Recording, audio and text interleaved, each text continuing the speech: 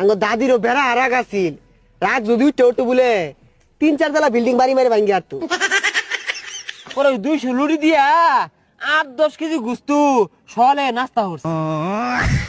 সরকারি বন্ধ লেগে যে দেখলে ভাগ পারতা শুলি সরকারি বন্ধ পাই শুলি না পাইলে আঙ্গুর বাড়ি যায় গুস্তু লই আই। বুঝলি বন্ধু, বালা মন্দ ছড়া খাই না। আরে বালা মন্দই খাইতে আছি, বালা মন্দ খাইতে খাইতে পেট ফুটতে গেতে আছে। ফুটতো না কে, আমরা তো খাওয়া বংশ পোলা ভাই।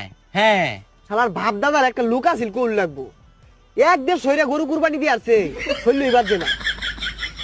হ্যাঁ, আঙ্গর বাপ দাদা যেন তেন গরু তার কোরবানি দিছে না।